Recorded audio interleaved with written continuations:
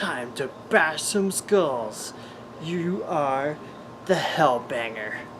Instead of the head smasher for some reason, you're just a Hellbanger.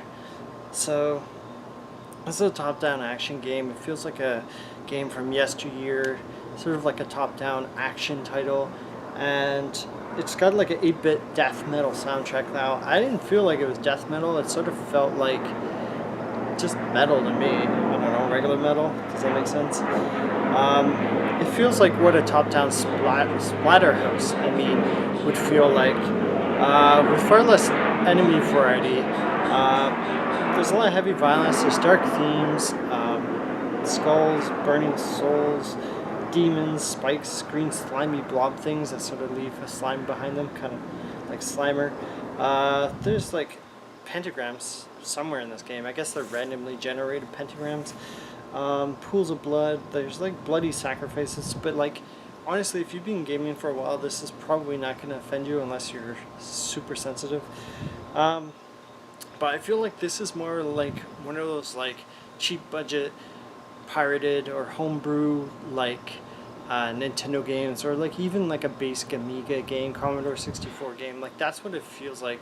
Maybe the sound quality, like the sound bites are of a higher quality, but other than that, like everything was possible back then, like 20-30 years or more ago. And yeah, it just feels like a callback of when you had to dodge enemies. You have like a basic slashing. I don't know if you're swinging a sword or your fists or what it is, but you're just hacking and slashing, and you have to survive the longest out of all your friends to get like the best score. The gameplay moves at like a steady pace. The story seems to be about your like metalhead meeting demons, and then you're kicking the crap out of them in dungeons. It's just, there's like a really brief cutscene, but it's just like he's headbanging at a concert or something, and then there's a zombie that a demon that shows up, and that's it. Like that's the backstory. There's really no backstory. So the game focuses on combos. It seems to be really interesting, like how many enemies can you whack in a certain combination, and I guess that's kind of interesting, but I feel like that's more of a retro feel idea.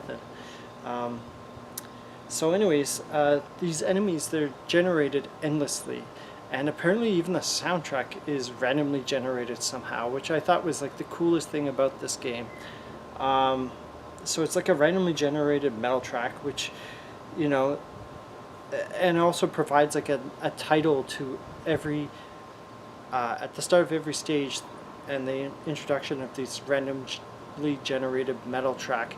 They have like a metal track trope name, which I thought was kind of interesting, but I don't think that's randomly generated. The game goes for $5.69. I feel like that's really high for what it is.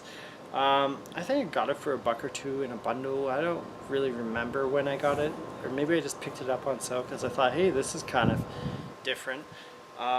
It really feels like a niche title that you can give a shot if you want.